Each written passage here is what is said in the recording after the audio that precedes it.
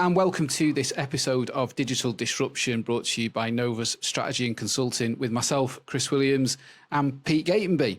Today, we're going to be talking hybrid customer journeys, specifically in relation to financial services and the benefits of introducing hybrid customer journeys. All things hybrid customer journey then, Pete, is the topic that we're going to be talking about, specifically relating to financial services.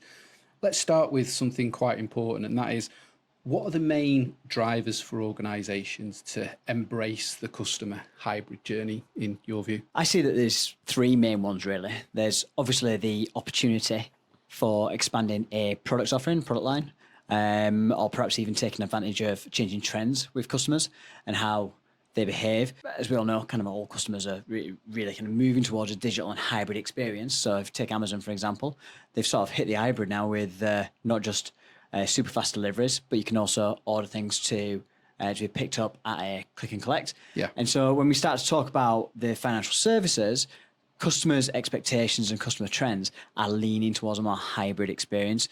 And so there's an opportunity there. There's also operational efficacy and also efficiency. So there's 2 points within that one. There's efficacy, so doing things better. That might be faster or with less mistakes. And there's also the efficiency side of things, so doing things at more of a kind of cost-saving point or faster or cheaper. So they're the main kind of three drivers I see at the moment. Interesting. I also see a couple of others kind of bringing it back almost to a customer journey level. I think there's opportunity, isn't there, with the hybrid model, for certain organisations to create a competitive advantage because of that expectation that you just described there, using the Amazon example. I think there's also potentially an opportunity to deliver more value and almost give a differentiating value proposition for certain cohorts of customer by improving the customer journey, by introducing that personal touch from the physical element of it potentially as well. So a couple of other bits there. In terms of how businesses determine whether or not the hybrid journey is suitable for them, what would you be saying to companies that are perhaps considering this and say, well, is this relevant to us? You know, how can businesses determine whether or not it's suitable for them to go on this journey? Well, from a customer journey standpoint, you really need to identify where your customer's at. And so within FS, or financial services, as with any market, you've got a range of customers that are being serviced. And most financial services organisation will target a specific segment of that. That's nothing new. That's how businesses operate, right? But within that, you're going to have different behaviours and different kind of slants towards behaviours. But what we're seeing is it's not just the younger demographics now who are expecting more digital experiences or digital first experiences or even hybrid experiences. And so what was traditionally the way that fintechs go digital first, often picked up by millennials first or Gen Z or Gen Z, depending where you're from. And so what you would see is that they would often be building mobile first services.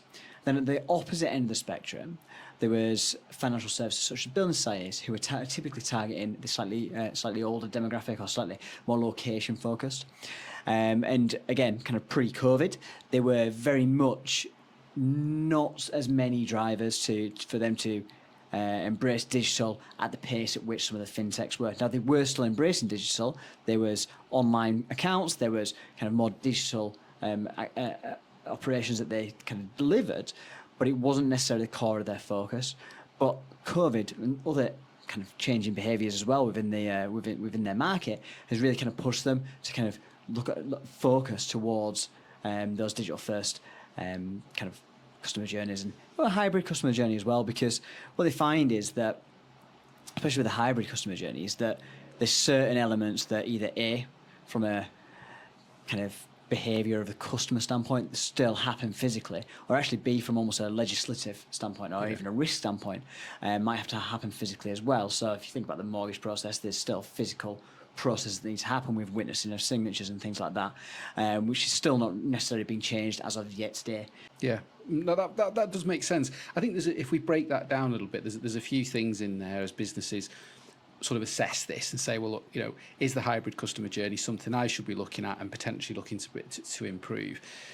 Given your responses to that, if we break some of that down, something that stands out in all of that is actually data, Yeah. understanding your customer trends, understanding your customer market, but ultimately getting a deeper understanding from the data that you should have access to analyze that, to know whether or not this is something that you should be investing in. I guess the second part of that really is also assessing your estate for readiness. I think some organisations might potentially need to do that, but just honing in on the data point for a second, are there particular things that organisations should be doing with their data in terms of organising it to analyse it so that they can make these decisions to help them identify identify opportunities in that hybrid customer journey? Of course, and within obviously some of the work that we do and even the frameworks that we use day to day, right? We have the pillars of transformation. Data is one of those key pillars, because if you have a really low level of maturity from a data standpoint, it hinders your progress. And what we see is if your data is very siloed, and it's perhaps held operationally within different units, and it's then not being interrogated at a sort of more group level, it kind of hinders the process for data being used in a rich manner. So that's kind of one factor. The second factor is cleanliness of the data. It's quite hard to say, but what's the quality of that data? And again, it goes on a maturity scale from kind of we call it crawl, walk, run, sprint, right? Yeah. But it's that maturity of your kind of broader data strategy, and how does that kind of support your broader strategic goals, or does it not? Because sometimes if it doesn't, then what you find is, again, you see siloed operations, because you might see one team, maybe the mortgage team, because that's the example we're going with, might just operate in isolation. And actually when it comes to almost fraud, for example, again, the two are intrinsically linked from an operational standpoint because money laundering rules and everything else. It means that sometimes that data passing across is inefficient, and actually you introduce manual processes rather than something that could be automated and sped up, and actually ultimately speed up the mortgage process and ultimately deliver a kind of much better customer journey. Just turning back to that customer journey piece, actually, and something we mentioned in the first part of this, which was how having a hybrid customer journey could deliver a competitive advantage and almost a key differentiation point. We talk about building societies as one in the financial services sector, but there's a number of other sort of cohorts of business groups that sit within the sector that probably are not leveraging almost the opportunity of improving the customer journey by getting the hybrid bit right. Specifically, if the journey starts online. Let's talk about the mortgage process. It's one that most people can pretty much resonate with. Typically, that starts online, searching for a property. It then moves towards viewings, then getting into application processes for mortgage in principle, all that kind of stuff. And that is very much a classic example of how a hybrid journey can go really right or go really wrong. To the point about differentiation, are there things that organisations should be doing, perhaps maybe 2, 3, 4 things to really kind of ensure that they're getting this right so that they can kind of get that differentiating factor and actually have that competitive edge? Are the key things that they really need to be looking at to make that right? Yeah, I think first of all, you've got to map the process right. You need to understand what those key steps are in the process. We call it value stream mapping sometimes, to understand kind of where the value is flowing through a process. Now, in a customer journey, you can do the same. And what you highlight quite quickly is kind of what doesn't necessarily need to be there or can be changed or can be flipped. These are almost the handoff points. Exactly. But then almost underpinning that and supporting that, there's the data strategy point that you've talked about. There's the technology strategy point. There's the operations. There's all these different pillars. And again, we talk about it and we explore it in our NDI quite a lot. But there's all these pillars that prop the customer journey up, and actually the operations of a business as a whole, and whether it's a building society, whether it's a fintech, the process is actually quite similar, right? You still need to analyse it all and analyse what's holding it up to kind of see where those kind of pinch points are, really. Yeah, no, that makes sense. Let's turn now to the challenges of hybrid. One of the big challenges is maintaining a sense of personalisation as people move from online to offline and vice versa, and kind of striking that balance between the convenience of the digital experience and interactions, but also the personalisation of face-to-face.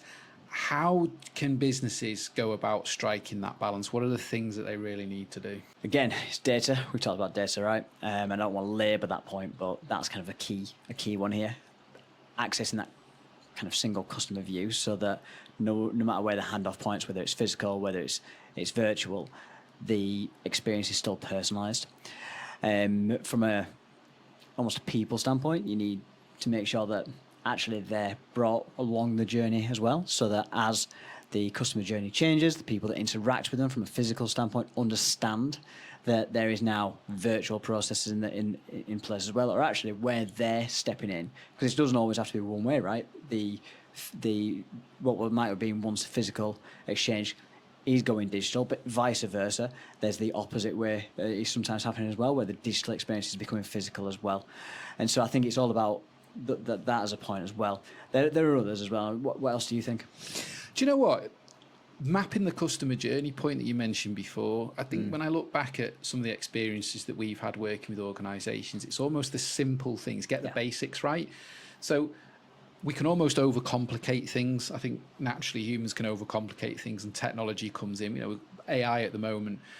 I think it's really important that we've touched the data point, but actually to go back to basics and map that journey. So if you map the journey and you can understand those handoff points between the physical and the digital world, and just making that as slick as you can, but make it simple. So for example, sending documentation information in email format, fantastic. But then if you're having to take that information to a physical location or to a meeting or whatever it is to be done, let's just say in a particular transaction type, is to make that experience seamless by way of doing the basics of communicating well. But if you map that and map those touch points and those handover points, I think that's really where organizations can kind of strike the balance to get it right between the convenience of digital. I mean, I've given a very basic example of email there, but as I say, it's getting the basics right, because there are lots of organisations. I think insurance companies aren't great with this. Most insurance is digital now, but when you have an accident, for example, and I can talk to that personally recently, small accident in a car, you're actually having to deal with people on telephones as well as emails and portals and things like that, but none of this stuff is joined up. And what really stands out is that somebody probably hasn't mapped out that customer journey. And you mentioned it before about siloed departments.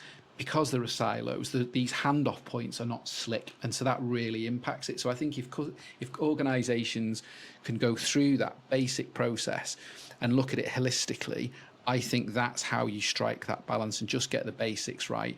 And follow that minimum viable product route, and then from there scale it from that point. It'd be probably the key one for me. Yeah, I agree. Okay, so closing this one out around customer journey, what would be your kind of top tips to sort of give people to take away from this in relation to improving the hybrid experience, starting that hybrid experience, or even just going on those customer journeys that we've just spoke about? What are the kind of your top tips for watchers and listeners? Top tip number one is chase the job bag. Now, this is an age-old adage, and we talk about it a lot in consulting, right? Yeah. You follow the value through the process. A job bag from age-old process has gone by when physical job bags were a thing. I remember it when I first started work, all those years ago now. And you would follow the job bag through a process, whatever that process might be.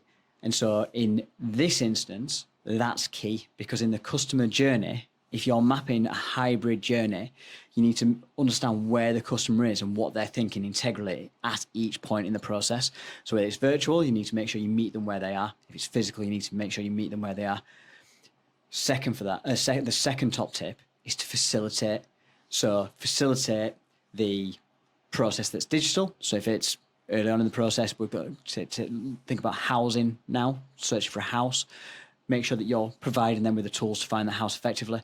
If it's the case that we're trying to do something physical in branch or in person with the customer, then make sure that whoever is handling that transaction is facilitated with all the relevant information. Because if you start asking the customer for information they've already provided digitally in the physical world, it's going to annoy them.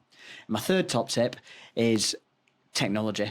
Find out what technology can really kind of speed up the process, improve the process, reduce mistakes, or even actually, on occasion, kind of present a new opportunity Because it could be that there's an opportunity at a stage in the process that you've already mapped out that technology affords you to do an additional service, or perhaps upsell, or provide some extra point of value that previously was never able to be realised. So they're my 3 top tips. Brilliant. That's fantastic, Pete. Thank you very much. All right, thank you. Thanks for listening and or watching this week's podcast all about the hybrid customer journey with Pete Gatenby and myself, Chris Williams. If there's anything that you found interesting today or would like to deep dive into more, please don't hesitate to reach out to us via the usual methods, LinkedIn, email, or somewhere around this video, there'll be some sort of contact form. In addition to that, if you want access to any support or tools that we've spoken about, NDI, which is the Novus Digital Index, which is a maturity planner to help you understand where you are on your digital journey, or indeed access to any of our other frameworks that we have available, there'll be some links somewhere in and around that video that you'll be able to get access to those. So thanks again for watching, and we'll see you again soon. Thank you.